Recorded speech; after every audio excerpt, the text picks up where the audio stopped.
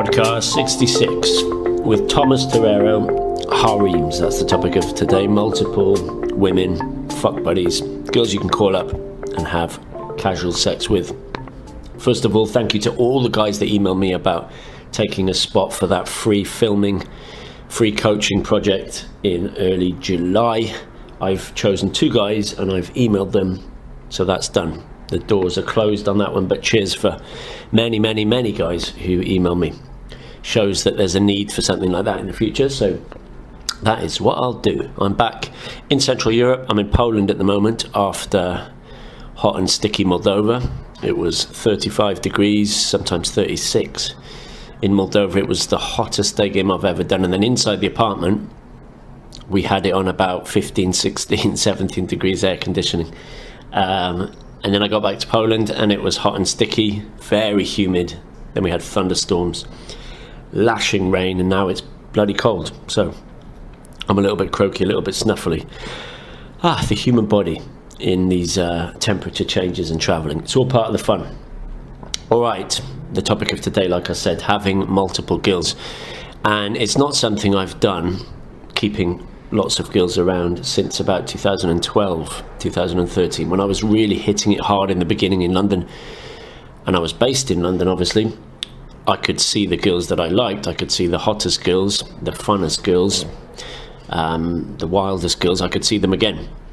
Not to make them my girlfriend, but I could see them once a week, some of them maybe twice a week, and keep them around until they fell off the wagon, until they disappeared. They went back to their country, they got a boyfriend, they got annoyed with the whole thing, etc. So that was the first time I did it, and since then I was traveling.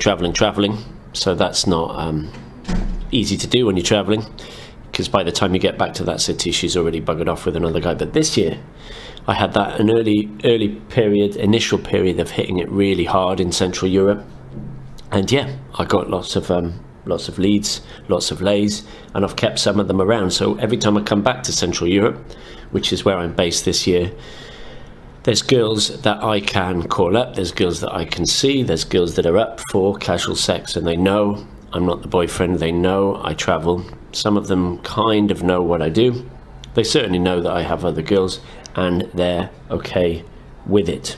So it's a good time to talk about harems, the joys of harems, and the downside to harems, having this rotation, having this stable, spinning multiple plates. You might think, well, this sounds like polygamy, a bit like the Mormons, you know, multiple wives, or maybe in Islam, having up to 4 wives. This is not. This is open relationships, in that she can also bugger off and have, hopefully she does have lovers. She might even have a boyfriend, some kind of provider in the background, but she's happy to come over and come. We'll come on to the importance of making her come in a bit. So that old quote sums it up quite nicely. Women would rather share an alpha male than be lumbered with just one beta male. That sounds a bit shocking, it sounds a bit puzzling, but if you know the biology of dating and mating, you've read Sperm Wars, you've read The Evolution of Desire, you've read Street Hustle, it's all in there. You'll understand women's dual mating strategy and hypergamy, and what men are after and what women are after, and whether monogamy and polygamy exists. I've spoken and written about that at length. So let's just say you understand the biology behind it, and you get what I mean when I say one is too close to none. So in terms of you having multiple sources of sex, multiple sources of affection, even more importantly, listen to my podcast, Affection Addiction, you'll understand that it's a good thing. It's very healthy for a man to have multiple sources of sex and affection. You have abundance. Quite simply, you're spinning plates, and automatically all those niggly, needy behaviors disappear. You're non-needy, yeah? Because essentially, if you think about it in terms of sexual economics, you're not inflating the value of pussy. You're not artificially, I would say, inflating the value of pussy because you've got more around. You've got the ability to walk away, which is the most powerful thing in any relationship dynamic between 2 human beings. The one who cares less holds the frame. The one who cares less, the one who has the ability to walk, has all the power. So if both of you can walk you're her fuck buddy and she's your fuck buddy. You're both non-needy, so it's nice for a time, and then possibly nice again in the future. We'll come on to that. Yeah, you've got jealousy. You might be feeling a little bit of jealousy, but the more girls you have, the more you do this, that'll go down, or rather you can cope with it.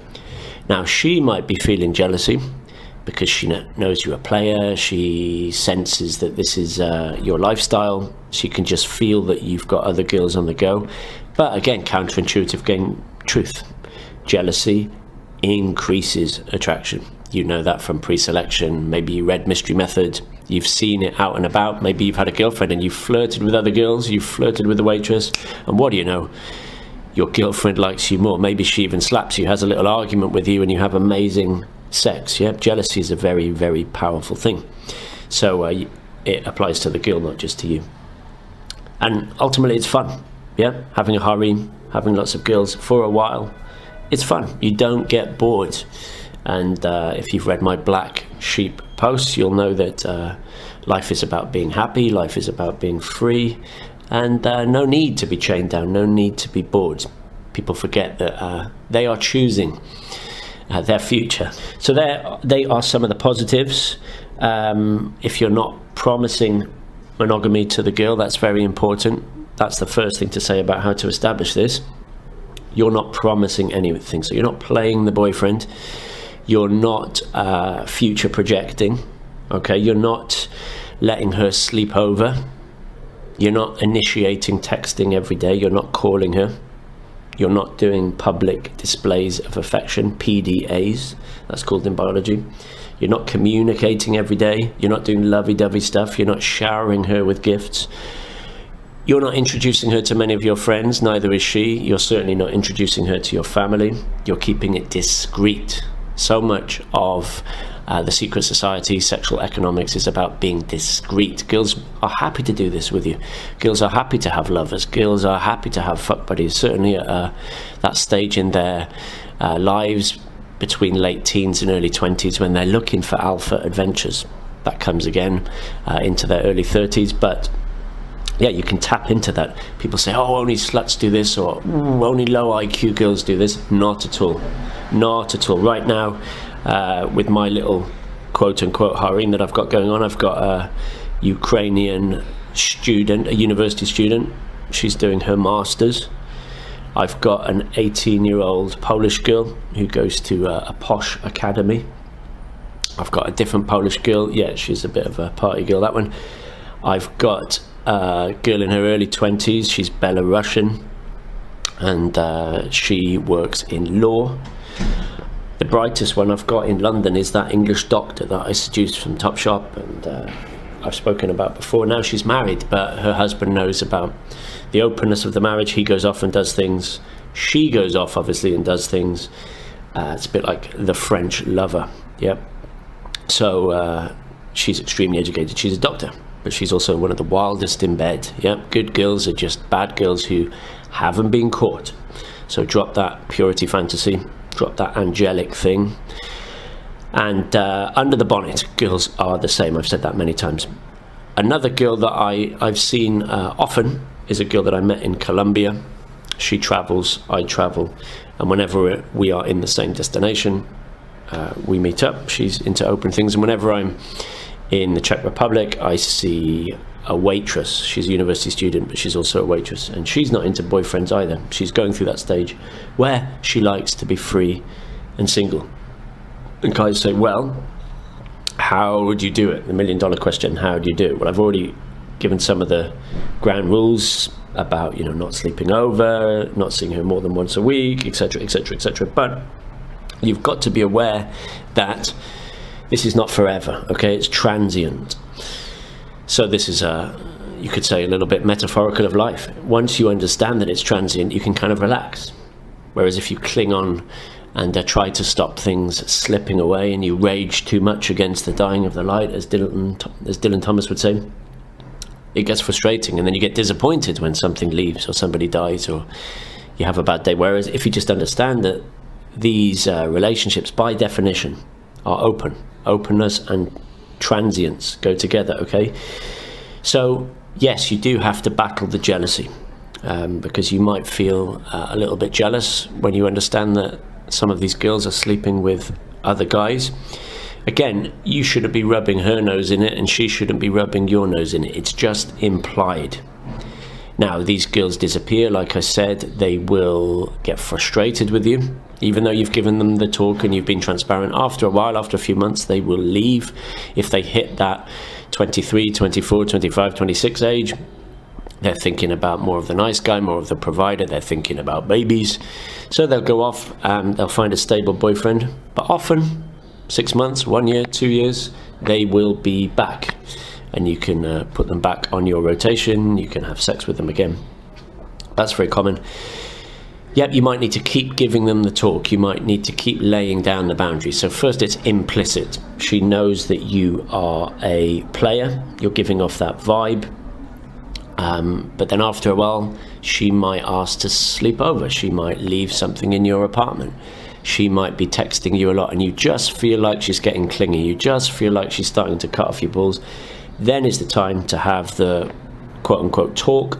The talk, it's called in the pickup community. You say, listen, Sarah, I just want to have a quick chat to you. You're a very cool girl. You're very pretty. You're very fun. A little bit weird, but I love you. And listen, you know that I travel. You know that I'm an adventurer. You know that I came out of a relationship a few months ago. I'm not looking for a girlfriend right now. Maybe in the future, who knows? But I love seeing you once a week. I think you're really cool. And I just wanted to know what you think about this. So that's a good frame. You put it back in her court. Most girls say, yeah, that sounds fine. And then again, they might just fall off. They might just disappear. They might get annoyed again by this player thing and vanish. Like I said, hook up with somebody else. And you just have to accept that. So just like a pimp would do, you go out and you get another girl, you add them to the rotation, you add them to the stable. Now, over-attachment can obviously go the other way as well, and you might start feeling clingy to one girl. Even though you've got many other girls, you have to keep an eye on that. You have to be careful that you're not letting her sleep over, doing lovey-dovey things with her, texting her all the time, because that can suddenly make you seem needy. You lose the frame, she vanishes, or she accepts it, you become girlfriend, boyfriend without you really wanting to, and you slip into unwanted monogamy. Which happens to the best of us. So you have to be aware of that as well. There's also logistics. There's also practicalities. Now, a harem sounds great, but the upkeep of a harem is tricky because you have to ping them. You have to see them once a week if you're in that city, perhaps, to keep them definitely regular. So if you've got 3 or 4 girls and you're seeing them once a week, that's 3 or 4 nights a week. You're having good, long sex, which is a depletion on the body. It's energy sapping, and yet that takes away your drive to do other things. It's like a lion being given free food. You no longer have to go out and hunt, so your day game desire obviously goes down. Perhaps you slide into old ways and your day game ability goes down. That's the downside of a harem massively. Certainly what I'm feeling at the moment. I'm comfortable with these girls. Some of them are exactly my type and very hot, and you know, they're in their late teens. What more could I ask for? And some guys might say, well, you're stupid, you're mad, you're crazy to give them away. You know, I would marry them up. She's exactly marriage material. But it's going against my lifestyle. It's going against the black sheep thing. I know that this is not what makes me happy, but through laziness, like yesterday, one just came over and that was the whole afternoon and evening gone. And today, I think I'm due to see a girl. She flaked, actually, just at the beginning of this podcast. What a bitch. But tomorrow. So I'm seeing another one of those girls tomorrow. So I'm aware already, like, come on, Tom, time for day game. Or at least time for work, you know, time for travel. Don't let yourself become complacent. So a lot of the harem thing is about ego, really. If you've never done it before, your ego says, yeah, it would be great to have all these bitches, and I'm going to be a pimp, a motherfucking PIMP, everybody's going to respect me, it's going to be amazing, I don't need to do any work. That's the ego. So once you've done it a few times, you get over it, you'll realize that that is not what it says on the tin. So sometimes I pity pimps. The work they have to do to get, you know, very mediocre girls. Those girls are damaged goods, yeah, bless them. and the pimps are really having to keep them in control. There's a lot of drama there based on the nature of the girls, and there's money involved, because obviously this is the girl's job and the guy's source of income. What a bloody nightmare. No rest, no peace. And I'm all about freedom and happiness, which is doing your own thing and then being able to go out and day game and get a girl. So you've got to think what you're doing it for. There are perks. Like I said, it's fun. You can have sex on tap, and if you're lucky, 3 times in my life I've been lucky, where one of the girls in your little harem is, drumroll, bisexual. You just happen to find out, usually after you've slept with her 2 or 3 times. She tells you about her history with other girls, or she likes other girls, or she's just getting into it, she wants to try it. I had a Romanian bisexual girl. I had a Russian, very cute Russian bisexual girl in Poland. I had a French bisexual girl in London. And they either introduce you to their friends, you introduce them to each other, and that's the easiest way to have threesomes, foursomes, moresomes. I'll do a podcast on that in the future.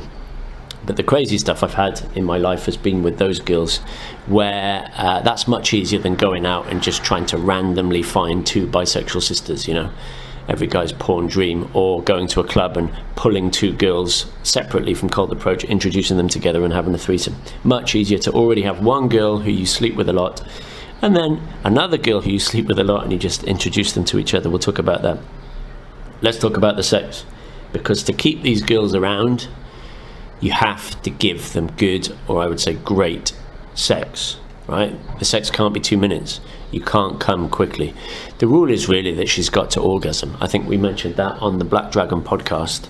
And maybe she can't come with you inside her. So yeah, my trick is to take her hand and put it on her own pussy, and I say, show me, it's turning me on, do it. And she masturbates in front of you. You can do whatever you want, but try and delay coming, because the longer the better, really. And it's not just about being like a porn star in bed. It's about being risky, it's about being dangerous. So do situations that she fantasizes about outside, do it in random places. Maybe she likes to be dominated. She's got that 50 Shades of Grey thing. She wants the older guy. So fulfill these fantasies, fulfill your fantasies too. But if she's coming over and she's coming, then she's going to come back for more. That's a lot of coming, yeah?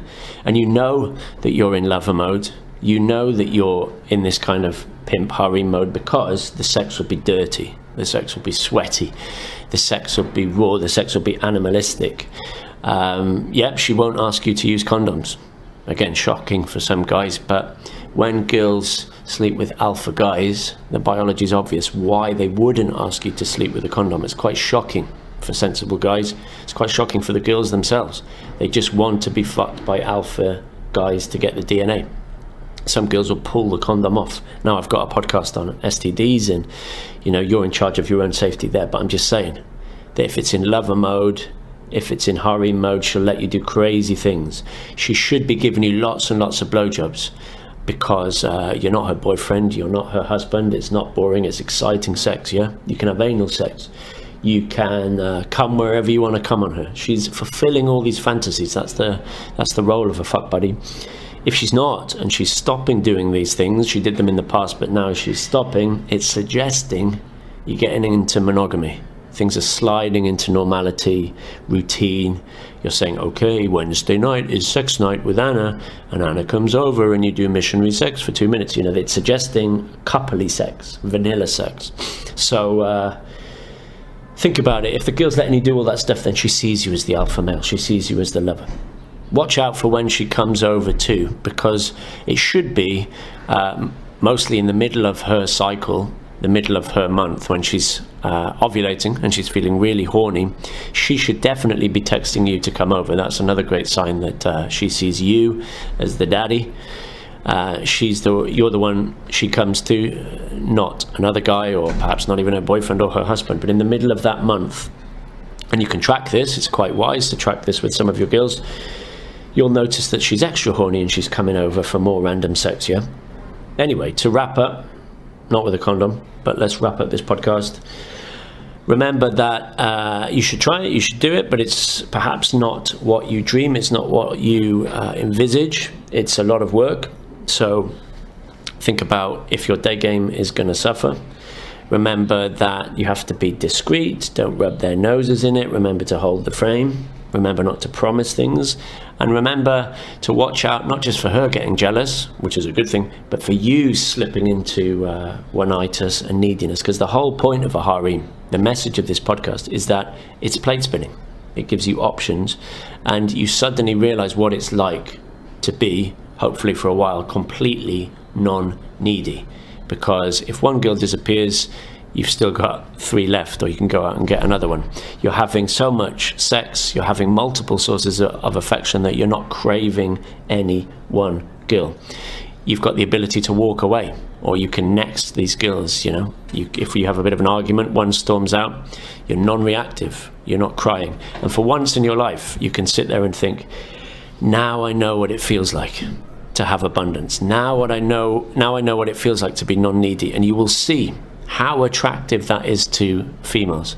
Because remember that women are going with lovers because what they get from the lover is the non-neediness. That's why a woman will often sleep with a married guy. She knows he's married. Lots of women look for married guys because they know that that guy has the affection from his wife, and he has the kids, and he has the car. So all she's gonna get is the very wild lover sex. And she likes that feeling of jealousy. This is one of the sick ironies of game. She likes the drama, as I always say. That's what keeps her attracted. It's chick crack. It's waving the ball of wool in front of the cat. Yeah, if you just give the cat the ball of wool, it doesn't play with it. Whereas if you start pulling it around the apartment, the cat goes crazy. All right, to finish, I wanted to read, here it is. I wanted to read an email from a chap called Joseph, a guy that I taught a while back, and he's been having some good progress in Central Europe where he lives. And he keeps emailing me with updates, with lays, with near misses. He's motivated. And I love getting emails like this because it reminds me that this skill set is a learnable thing, and there are guys out there hitting the streets. The rubber is meeting the road and they're getting results. So I thought I'd read you one of his latest ones. He says, "Dear Tom, please make yourself some good English tea and sit back as you read this. One of the craziest evenings of my life." And you can see the light bulb moments going off. You know, you can see all these reference experiences he's getting. So let's dive into the email. He says, "I invited a girl I met the previous day after instant dating her for traditional Czech beers since she was visiting for only 3 days. She was born in Australia with an Asian background, cute Asian body with a sexy Australian accent. I sensed our interaction might have slipped a bit to comfort quicksand during our instant date, so I used the verbal and physical escalation ladder from Street Hustle that worked wonders. Soon enough, we were cuddling next to each other on the bar's sofa, talking about sex and spontaneous adventures. Since I sensed it was on, I said, 'Let's go back to mine for one more drink so you can watch me play the piano.' She said she knew what would happen and that she would like it, but that she has a boyfriend and would feel guilty in her conscience. I simply said, 'It's okay. I understand. I wouldn't want to do anything you don't want to do.' But she declined, so I agreed to walk her to her hostel, which was a 10-minute walk away. When we arrived, I said I needed to use the bathroom. So she said, 'Okay, come in.' She waited for me in the corridor, and when I came out, I said, 'Show me your room. I want to see how you live.' She happily showed me, but quietly motioned for me to leave right after. Since I remembered that this girl told me she likes adventures and taking risks on the date, I took her hand and said, 'Come on, I want to show you something,' pulling her into a bathroom. She giggled and asked what it was, and she gave me the big tiger eyes. I said, 'That orange wall behind you, it's so nice.' She said, 'We shouldn't be doing this.' So I picked her up, spinned around, and sat her on the heater, changing her mood rather than her mind, attempting a make-out once again. She still wasn't up for it, so with a smirk I said, 'It's okay, I understand, let's go for a walk.' She happily agreed and we went to the old town, 1 AM in the morning. I tried to kiss her again and she said, 'Wow, damn, I love your persistence and confidence. I really feel like a girl when I'm with you.' I walked her back to the hostel again and said I have to use the bathroom. She let me in. We went upstairs where I noticed a mini lounge that had a bed with no blankets. After using the toilet, this time for real, I said I wanted to crash for a while because of my tired legs. She came right next to me on the bed and we cuddled, talking about sex preferences. Now the mood was really seductive and we had to whisper, so I said I wanted to lie in her bed and see if it's more comfortable than mine. She smiled and said, "No, if that happens, I want to spend the night with you and I'd feel too guilty in the morning." I kissed her goodnight, left the hostel with a smile on my face when I realised how many times I'd left my comfort zone that night. It's like when Tiger Woods doesn't receive a first place trophy but knows it was a very successful tournament nevertheless. And that was from Joseph. So brilliant learning points about pushing it, being calibrated to opportunities, taking things, pulling the trigger, taking things from social to sexual. Bloody good. And one of those experiences is worth 10 just dates with chatting, maybe 100 dates that are social. One of those experiences, you could say, is worth more than 5 yes girls who just come over and you have sex with them, because there's so many micro things you learn, little signals, what she's saying, moments, windows of opportunity, how to push it, how to be plausible, how to be playful, how to fractionate away so you're not seeming too on. I had a very similar kind of dramatic story which I've written up on my blog. It's called A Park Princess. It was a lay I got in Moldova, with nightmare scenarios going on and awful logistics, and the clock was counting down to a no lay, but at the 11th hour, just before flying home, it happened. But it was a lot of what Joseph was talking about then. Anyway, podcast 66 done. The next one next week is going to be from London. Speak to you then. Keep grabbing life by the horns. Ta-da.